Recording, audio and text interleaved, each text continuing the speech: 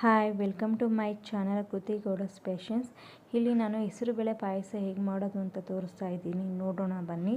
ಮೊದಲಿಗೆ ಇಲ್ಲಿ ಬೇಕಾಗಿರುವಂಥ ಸಾಮಗ್ರಿಗಳು: ಅರ್ಧ ಕಪ್ ಆಗುವಷ್ಟು ಹೆಸರುಬೇಳೆ, ಸ್ವಲ್ಪ ದ್ರಾಕ್ಷಿ ಗೋಡಂಬಿ, ಅರ್ಧ ಕಪ್ ಆಗುವಷ್ಟು ಶಾವಿಗೆ, 1 ಕಪ್ ಆಗುವಷ್ಟು ಸಣ್ಣ ರವೆ ಹಾಗೂ 1 ಕಪ್ ತೆಂಗಿನಕಾಯಿ ತುರಿ ಹಾಗೂ 4 ಏಲಕ್ಕಿ, 1.5 ಕಪ್ ಆಗುವಷ್ಟು ಸಕ್ಕರೆ ಹಾಗೂ ತುಪ್ಪ. ಈಗ ಹೇಗೆ ಮಾಡೋದು ಅಂತ ನೋಡೋಣ ಬನ್ನಿ. ಮೊದಲಿಗೆ ನಾನಿಲ್ಲಿ ಹೆಸರು ಬೇಳೆಯನ್ನು ಹುರಿದುಕೊಳ್ತಾ ಇದ್ದೀನಿ. ಇದು ಕೆಂಪಣ್ಣ ಬರುವವರೆಗೆ ಹುರಿದುಕೊಳ್ಳೋಣ. ನೋಡಿ, ಇದು ಈಗ ಆಗಿದೆ. ಅದೇ ರೀತಿಯಾಗಿ ನಾನಿಲ್ಲಿ ಶಾವಿಗೆಯನ್ನು ಹುರಿದುಕೊಳ್ತಾ ಇದ್ದೀನಿ.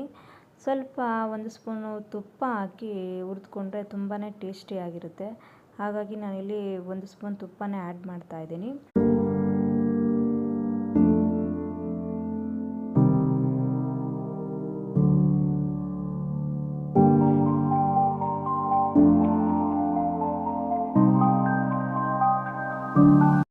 ನೋಡಿ, ಈಗ ಇದು ರೆಡಿಯಾಗಿದೆ. ನಂತರ ನಾವು ಇದಕ್ಕೆ 1 ಕಪ್ ರವೆಯನ್ನು ನಾವು ಹುರಿದುಕೊಳ್ಳೋಣ. ಅದೇ ರೀತಿಯಾಗಿ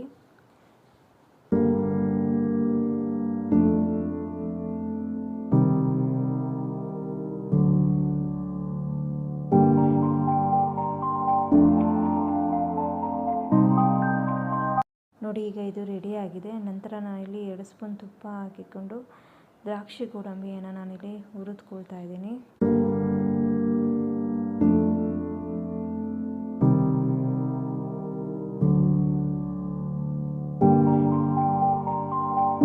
ನೋಡಿ, ಈಗ ಇದು ಕೂಡ ಆಗಿದೆ. ನಂತರ ನಾನಿಲ್ಲಿ ಒಂದು 8 ಗ್ಲಾಸ್ ಆಗುವಷ್ಟು ನಾನು ಒಂದು ಪಾತ್ರೆಯಲ್ಲಿ ನೀರನ್ನು ತೆಗೆದುಕೊಂಡಿದ್ದೀನಿ. ಇದು ಕುದೀತಾ ಇರಬೇಕಾದ್ರೆ ನಾವಿಲ್ಲಿ ಹೆಸರು ಬೇಳೆಯನ್ನು ಹಾಕಿ ಬೇಯಿಸ್ಕೊಳ್ಳೋಣ. ಬೇಯುವಷ್ಟರಲ್ಲಿ ನಾವು ಕಾಯಿ ರೆಡಿ ಮಾಡ್ಕೊಳ್ಳೋಣ. ಇಲ್ಲಿ ನಾನಿಲ್ಲಿ ತೆಂಗಿನಕಾಯಿ ತುರಿ ಮತ್ತು ಹಾಗೂ ಏಲಕ್ಕಿಯನ್ನು ಹಾಕಿ ನಾನಿಲ್ಲಿ ಪೇಸ್ಟ್ ಮಾಡ್ಕೊಳ್ತಾ ಇದ್ದೀನಿ.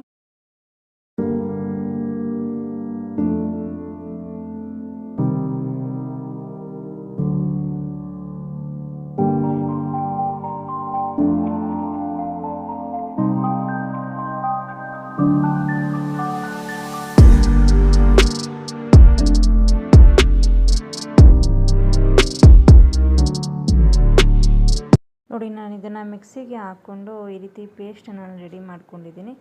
ಈಗ ನಾವು ಹೆಸರುಬೇಳೆ ಬೆಂದಿದೆ ಇಲ್ಲ ನೋಡೋಣ. ನೋಡಿ, ಇದು ಹೆಸರುಬೇಳೆ ಚೆನ್ನಾಗಿ ಬೆಂದಿರಬೇಕು. ಒಂದು 70% ಆದರೂ ಇದು ಹೆಸರುಬೇಳೆ ಚೆನ್ನಾಗಿ ನಾವು ಬೇಯಿಸ್ಕೊಂಡಿರಬೇಕಾಗುತ್ತೆ. ನೋಡಿ, ಈಗ ಇದು ಆಗಿದೆ. ನಂತರ ನಾನಿಲ್ಲಿ ಹುರಿದಿರುವಂತಹ ಶಾವಿಗೆಯನ್ನು ಆ್ಯಡ್ ಮಾಡ್ಕೊಳ್ತಾ ಇದ್ದೀನಿ. ಶಾವಿಗೆ ಬೆಂದ ನಂತರ ಅಂದರೆ ಒಂದು 20% ಬೆಂದರೆ ಸಾಕು. ನಂತರ ನಾವಿಲ್ಲಿ ಇದಕ್ಕೆ ಸಕ್ಕರೆಯನ್ನು ಆ್ಯಡ್ ಮಾಡ್ಕೊಳ್ಳೋಣ. ನಾನಿಲ್ಲಿ 1.5 ಕಪ್ ಆಗುವಷ್ಟು ನಾನು ಸಕ್ಕರೆಯನ್ನು ನಾನಿಲ್ಲಿ ಹಾಕ್ಕೊಳ್ತಾ ಇದ್ದೀನಿ. ನಿಮಗೆ ಒಂದು ಸ್ವೀಟ್ ಜಾಸ್ತಿ ಬೇಡ ಅಂದರೆ 1 ಕಪ್ ಸಾಕಾಗುತ್ತೆ. ಇದು ಕರಗಿದ ನಂತರ ಅಂದರೆ ಸಕ್ಕರೆ ಕರಗಿದ ನಂತರ ನಾವಿಲ್ಲಿ ಸಣ್ಣ ರವೆಯನ್ನು ನಾವಿಲ್ಲಿ ಆ್ಯಡ್ ಮಾಡ್ಕೋಬೇಕಾಗುತ್ತೆ. ಯಾವುದೇ ರೀತಿ ಗಂಟಾಗದಿರೋ ರೀತಿ ನಾನಿಲ್ಲಿ ರವೆಯನ್ನು ಆ್ಯಡ್ ಮಾಡ್ಕೊಳ್ತಾ ಇದ್ದೀನಿ. ನೋಡಿ, ಈ ರೀತಿ ನಿಧಾನಕ್ಕೆ ನಾವು ಆ್ಯಡ್ ಮಾಡ್ಕೋಬೇಕಾಗುತ್ತೆ. ಯಾವುದೇ ರೀತಿ ಗಂಟಾಗದಿರೋ ರೀತಿ ನಾನಿಲ್ಲಿ ಅದನ್ನು ನೀಟಾಗಿ ಅದನ್ನು ತಿರುಗಿಕೊಳ್ತಾ ಇದ್ದೀನಿ. ನೋಡಿ, ಇದೇ ರೀತಿಯಾಗಿ ಅದನ್ನು ನಾವಿಲ್ಲಿ ಮಿಕ್ಸ್ ಮಾಡ್ಕೋಬೇಕಾಗುತ್ತೆ.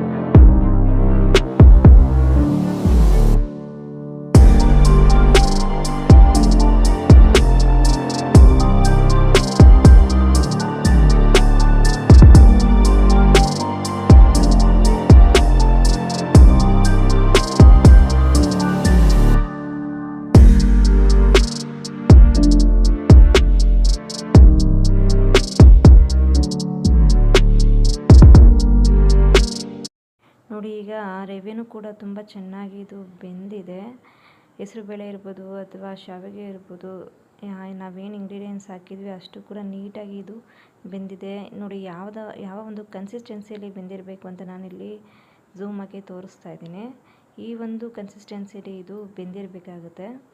ನಂತರ ನಾನಿಲ್ಲಿ ಸ್ಟವ್ನ ಆಫ್ ಮಾಡ್ಕೊಳ್ತಾ ಇದ್ದೀನಿ. ಆಫ್ ಮಾಡಿ ಇದನ್ನು ತೆಗೆದಿಟ್ಕೊಳ್ಳೋಣ.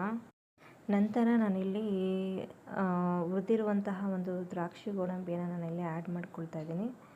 ಇದನ್ನು ನೀಟಾಗಿ ನಾನಿಲ್ಲಿ ಮಿಕ್ಸ್ ಮಾಡ್ಕೊಳ್ತಾ ಇದ್ದೀನಿ ನೋಡಿ. ಇದೇ ರೀತಿಯಾಗಿ ನಾನಿಲ್ಲಿ ಮಿಕ್ಸ್ ಮಾಡ್ಕೋಬೇಕಾಗುತ್ತೆ.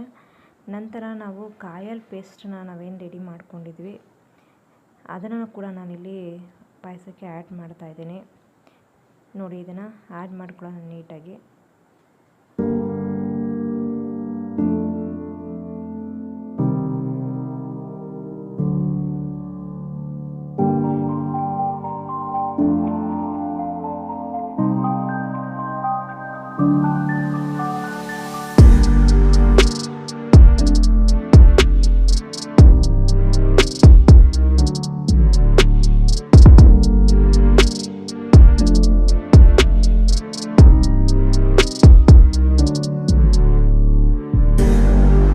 ನೋಡಿ ಈಗ ಪಾಯಸ ರೆಡಿಯಾಗಿದೆ. ಹೇಗೆ ಬಂದಿದೆ ಅಂತ ತೋರಿಸ್ತಾ ಇದ್ದೀನಿ. ನಿಮಗೆ ಈ ಒಂದು ವಿಡಿಯೋ ಇಷ್ಟ ಆದಲ್ಲಿ ದಯವಿಟ್ಟು ಲೈಕ್ ಮಾಡಿ, ಶೇರ್ ಮಾಡಿ ಹಾಗೂ ಸಬ್ಸ್ಕ್ರೈಬ್ ಮಾಡ್ಕೊಳ್ಳಿ. Thank you all.